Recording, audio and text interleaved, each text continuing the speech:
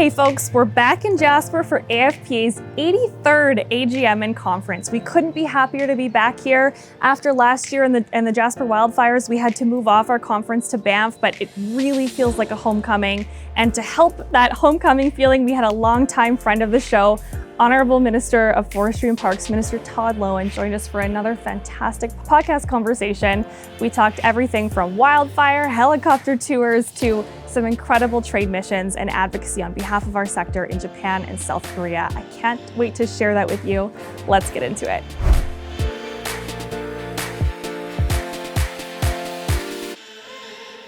Minister, as always, it's such a real pleasure to get to chat with you again, to have you here at the conference. I know, just longtime friend of the industry, huge champion for our sector.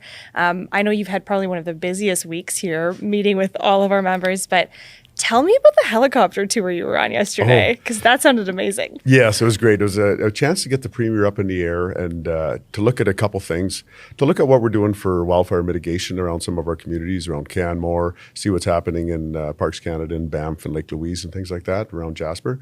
But it was also great to be able to show the Premier how forestry operations affect the landscape. Yeah. And there's no way better to see it than from the air, because from the air you can see the distinct areas that have been harvested before and that lush green regrowth that's coming up. Yeah. And then compare that to the older forest where maybe has some pine beetle kill in it and stuff like that. Yeah. And so to be able to show the Premier firsthand the positive effect that the forest industry has on the landscape, and how it helps in wildfire mitigation and it, just going through Canmore and seeing the forestry operations that we had on the west side of Canmore to help protect it from wildfire, and the operations that were going on right now, actually right on the landscape, that we were able to see that too.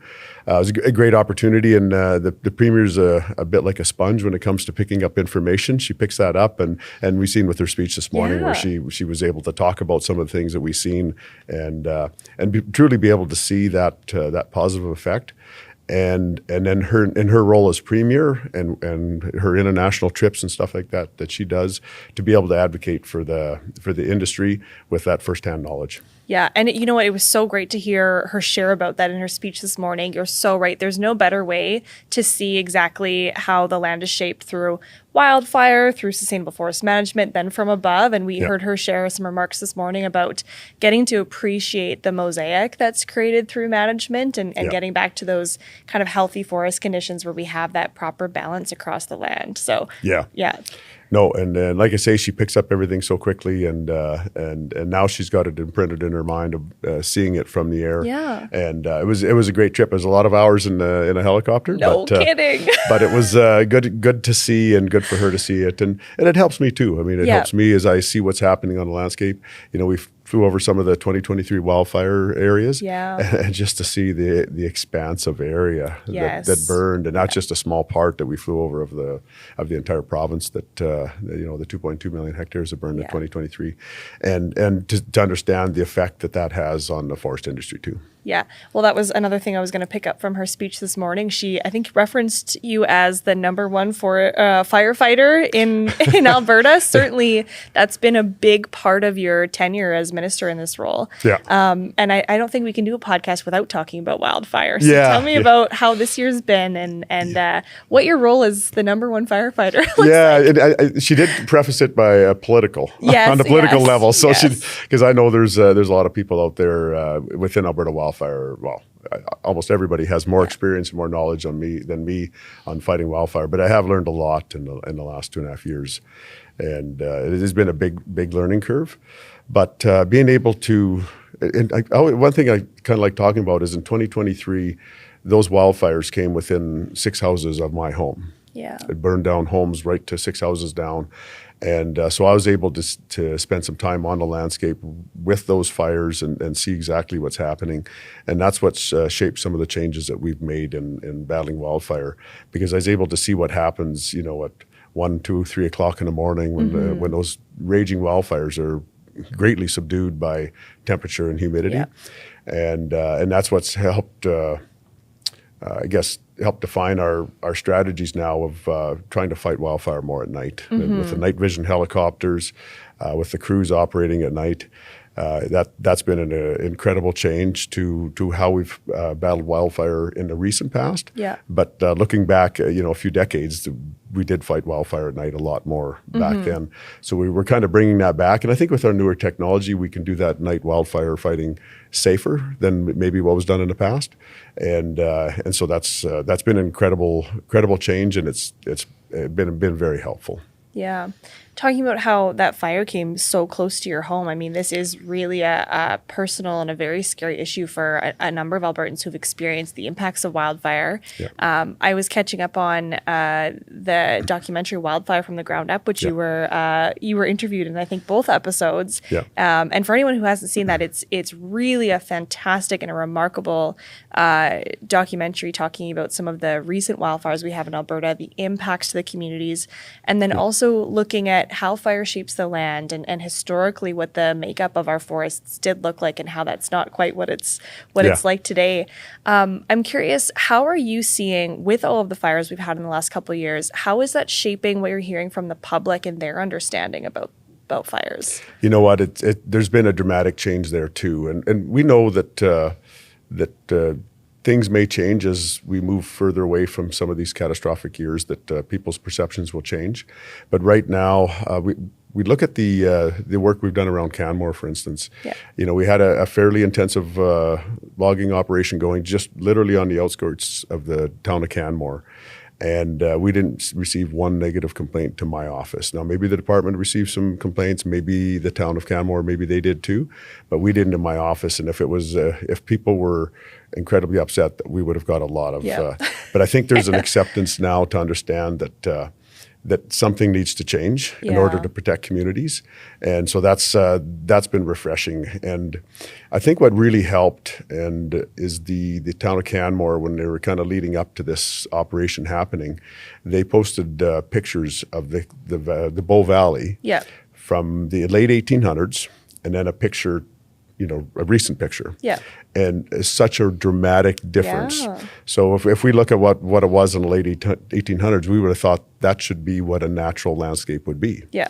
There was hardly anybody around at the time. There wouldn't have been the influence of people on the landscape.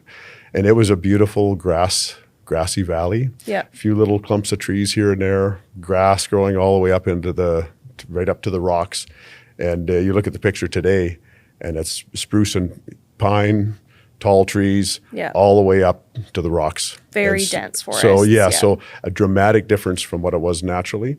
So I think what's easy to tell the story now, and it's the truthful story, is that us on the landscape battling wildfire for basically 8 decades now, have changed the landscape to an unnatural condition. And if we want to get back to that natural condition, then we need to either introduce wildfire or we need to do mechanical harvesting. And the problem with prescribed burns, introducing wildfire intentionally, is the window of opportunity to do it safely is incredibly small. Yeah. Some of our prescribed burns that we've had on the books have been there for 15 years, and we haven't had the window of opportunity to do them. Wow. And so we need to change that strategy to mechanical clearing, to basically replicate wildfire on the landscape, to get those landscapes back to a more natural situation. And I understand people, and I'm the same way myself, is I want my home to be surrounded by trees. Yeah. Everybody loves trees. They're natural, they're calming, they provide a bit of security and privacy. But there's only so much of that's safe to have. And if we don't, and another thing is people, they'll buy a property with trees all around it and they'll think that's the way it should be forever. But that's not natural either. Yeah. It will change. Those trees will fall down or they'll burn. Yeah. And so that's why we need to do a little bit more management on the landscape. 100%. And I'm not as familiar with the window of opportunity for prescribed burning. Just out of curiosity, what are the exact right conditions that you need? Goldilocks, if you will. Yeah, exactly. And I won't profess to be an expert on that either, but basically we have to build the fire guards around to make sure that we protect it. And those have to be big enough to protect that fire no matter what intensity it has. And then you got to make sure you have the right winds to make sure when you ignite the fire that it burns the direction you want it to burn. You want to make sure you have the right moisture content. to make sure you get the right intensity of burn. Too intensive of a burn will burn up some of the soil matter and will inhibit the growth of the natural growth of forest afterwards. And but we also, the other thing we always want to have is want to make sure we have personnel and equipment to keep the fire under control, to make sure it doesn't get beyond its prescribed area. And with the wildfire seasons that we've had the last 3 years, there's really been no time when we really just thought we had personnel and equipment just available that we could do something extra. Right. We've always been for the last 3 years, we've been focused on battling the wildfires, protecting communities, making sure that we have, and not all of our personnel and equipment are on the fires, but we have to have them stationed around Alberta in case a wildfire starts. Then we don't want to make sure we don't have our personnel and equipment 4 hours away. Yeah. We want to make sure that they're there. So a certain amount are stationed around the province at all times. But if we want to do a prescribed burn, then we don't want to disrupt that situation that we've had. Yeah, so. Well, and certainly with the drought conditions we've had in recent years, you also wouldn't want to be starting one of the catastrophic fires that you then need to delegated teams to put out. So I can appreciate that's a bit of a challenge, certainly. Yeah, exactly. And an area that naturally forest management can play a role in. Yeah. I want to switch gears a little bit and talk about trade and tariffs and the just crazy year that we've had. And I don't have to tell you that our sector is, impacted at a level greater than any other industry in the province from trade barriers with our largest trading partner without question.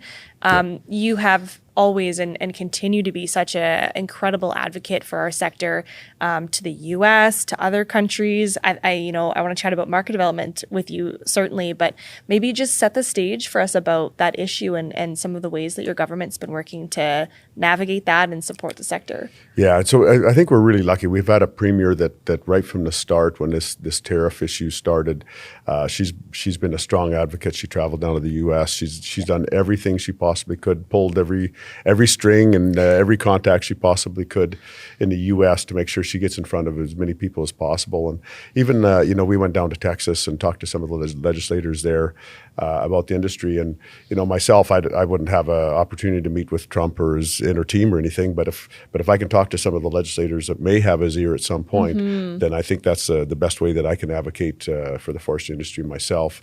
And the premier can, of course, do that at a little higher level. But it's interesting. I mean, the tariffs itself hasn't been necessarily the biggest issue for the forest industry. It's been the duties. Yeah. And that increase in duties, has been is definitely a real shock to the system for sure for the industry. And we just need to continue to fight that battle. There's, when we look at what's going on in the landscape in the U.S. and things change dramatically, it seems like day to day. And we just need to keep getting the premier in front of the people that are making those decisions as much as possible, and make sure they fully understand our industry. And because I don't believe that these duties are fair. Yeah. I don't think they fairly represent the actual what's happening on the landscape when it comes to the businesses, and they definitely have a huge negative effect to the communities that where these forestry operations happen. Yeah, big time. So for anyone that might not be super familiar with the world of trade politics and duties, we're talking about softwood lumber duties, and these, of course, are something that's been an ongoing dispute for Canadian softwood lumber producers selling their product to the U.S. market for decades. Exactly. Really, it's a long running issue. But I know certainly that your government is doing an incredible job of telling our story to the U.S., of also putting pressure on our federal partners to make sure that they're working to get a fair deal for us. And it's important and greatly appreciated work because it's a huge impact to our sector. Yeah, and that's exactly it. We our federal government, I think one of our jobs too is to make sure that the federal government understands the importance to the economy, especially in Western Canada, of the forest industry. And it affects all of Canada, there's no doubt about it. But we want to make sure that the federal government doesn't forget about the forestry industry in their discussions with U.S. on trade. And again, we're doing what we can on our end, and we need to keep pressuring the federal government to do the same on their end. Yeah. So looking outside of North America. Naturally, we've been also looking to develop other markets. And Minister, you actually led the Alberta forestry sector in the first Alberta-specific trade mission to Japan last November. That was incredible. Talk to me a little bit about that. You know what? It was a great experience. Of course, the Japan experience itself is great. The people, the culture, and everything is fantastic.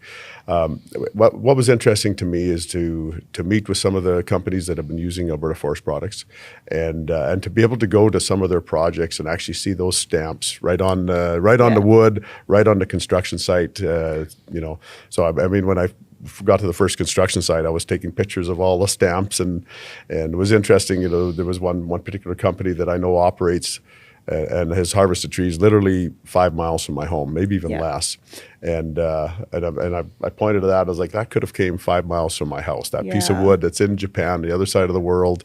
And I was able to kind of tell that story while I was there. And I think it actually resonated with those builders and the suppliers in Japan that obviously, we're doing a great job here as far as harvesting sustainably and responsibly.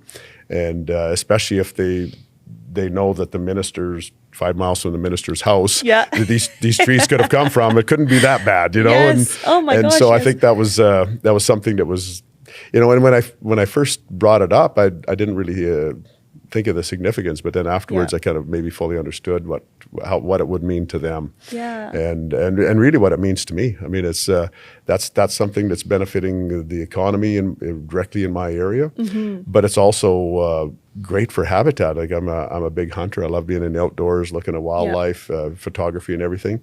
And I spend a lot of my time in those harvested areas because it's such great habitat for wildlife. And, so I get to enjoy that too. Yeah, and what a moment of pride. I mean, Premier shared a little bit about this in her speech this morning. We grow and manufacture a product here in Alberta that people want all over the world because the fibers in our trees, they're longer, they're stronger, the product is incredible. And so to know that that's something that could have come, very close to your backyard, I think is really special. Yeah. And talking about, again, that broader sustainable forest management piece, I love that you talked about how that's creating habitat, because I think sometimes people think we're removing habitat. Well, it's actually a new habitat that's created, right? It's just a different one, and every single type of habitat that we have in the province is valuable for different wildlife, for different plants. So. Yeah.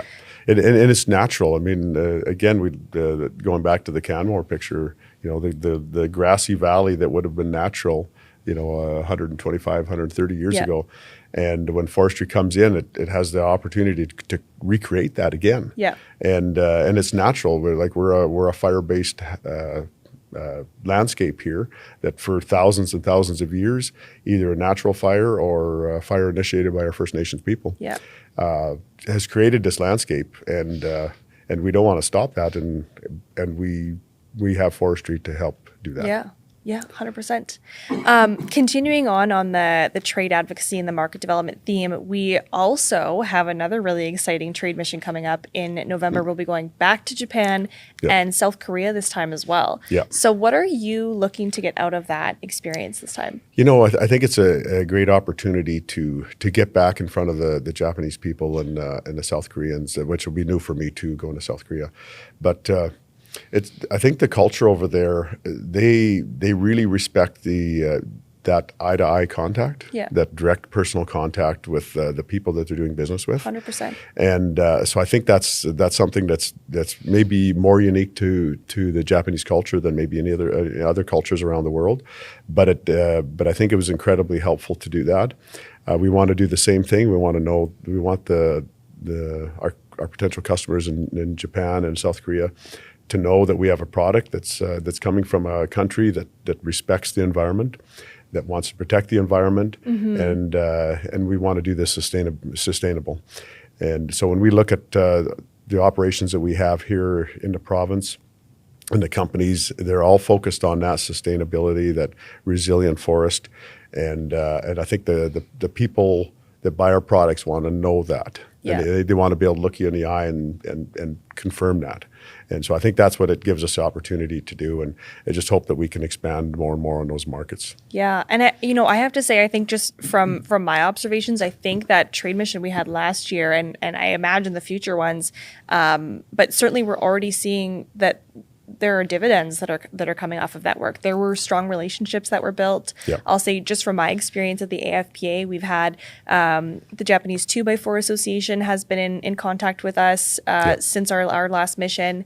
The Japan Forest Technology Association, they were just visiting with us, and I think your department as well. So, that relationship building exercise is working. They have I think a greater reinvigorated interest in specifically the Alberta market as part of Canada. So I think, we're just beyond excited about that and looking forward to the next one. Yeah, for sure. So I'm looking forward to it. And it was interesting to see the methods of construction. Yeah. And I've never professionally been in construction, but I've been involved with a fair amount of construction in my life. Yeah. And the amount of timber that they use is incredible. And some of it probably has to do with the earthquake situation there and their building standards. But they use a lot of timber, use a lot of high quality timber of ours.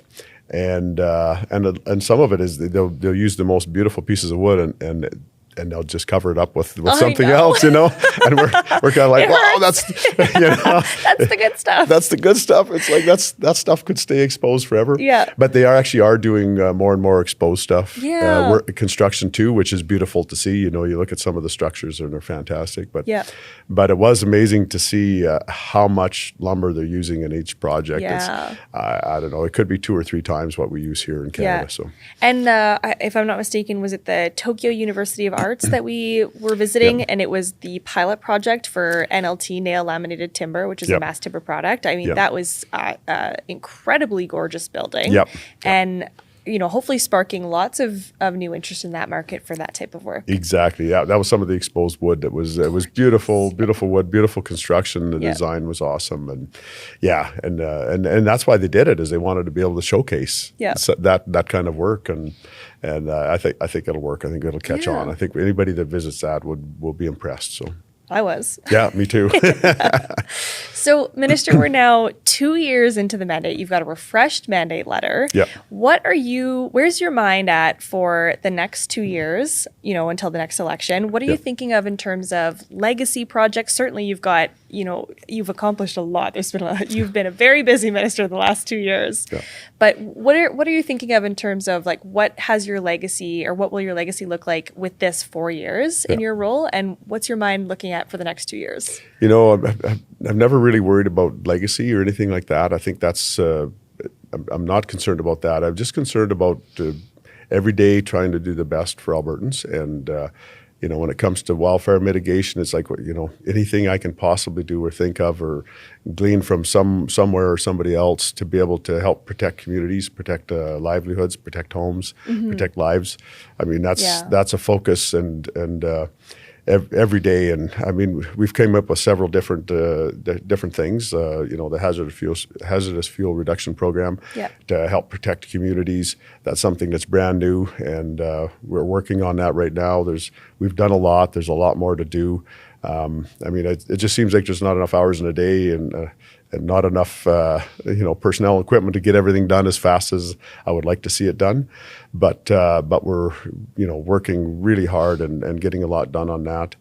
When it comes to the industry itself, the forestry industry, I just love to see, at the end, just some real stability in the industry. Get the trade situation worked out. I mean, that's something that's farther out of my control. But if there's anything I can do to kind of alleviate those concerns and mitigate those the results of those actions from the U.S., I'm all for that. We want to make sure that the communities that rely on the forestry industry, I want to make sure that they're protected, to make sure that they can count on that forestry industry being there and providing those jobs, that economic benefit to the community, because many rural communities in Alberta heavily rely on the forest industry to keep their communities alive and vibrant. And it's important that the work they do, that the forest companies do for the communities, with that economic benefit and jobs and everything, but it's also important for the environment. Yep. So it's I guess there's just a lot of different things that are involved in that, and I just want to make sure that I do everything I can to make sure it stays that way. Well, Minister, we so appreciate the work that you do. Genuinely, I know you come out to this conference and people are so excited to see you. You do great work for our sector, and you're a great champion for us, and we really appreciate that. No problem. I'm happy to do it. I mean, it's a great industry. It's important to our economy. It's important to our landscape. It's important to the people of Alberta, and so therefore it's important to me. And it is a great group of people. I really enjoy it. I mean, I made some jokes last night about the Japan trip and the fun that we have on it and everything. And it is interesting. I just want to mention, I was talking to somebody last night about the Japan trip, and they basically, when we're there, I mean, it's 7 o'clock in the morning, we're on a bus going somewhere, and we're not getting back till 7, 8, 9 o'clock at night. And they are long days. I wanted to pick up some souvenirs, and I had to find a 24-hour store that I had to take a train to actually pick up souvenirs because there was no time to. Yeah. And I think that's great. We travel across the world for business to get a job done, and that's important. So I appreciate that we were kept that busy, and we're able to do everything we possibly could while we were there. So I think that was great. But again, the people are fun. They're there's always some discussions back and forth, and sometimes a little bit of tension. Yeah. But everybody's respectful, and in the end, we have a good time together. Absolutely. And it's a great group of people, and I appreciate everything. 100%. Well, Minister, it's been obviously a huge pleasure to have you back on the show. We could just chat endlessly. Yeah, exactly. Yeah. I'm so sure, but really looking forward to the upcoming mission, joining you and the team again to Japan and South Korea, and hopefully that, I'm sure it will go well for our industry again. Yeah. Anything else that you want to share before we let you free? Other than just a appreciation for AFPA, yourself and the people involved with the association itself. The board has been fantastic to deal with every time. Very respectful conversation, and again, just appreciation on behalf of Albertans for everything you do. Yeah, awesome. Thanks, Minister. Thank you. Thanks for joining me for another episode of Forestry Talks, a podcast that explores all things forestry in Alberta. If you're curious to learn more, check out our website, albertaforestproducts.ca or loveabforest.ca. I'm your host, Aspen Dudzic, and I'll see you next time.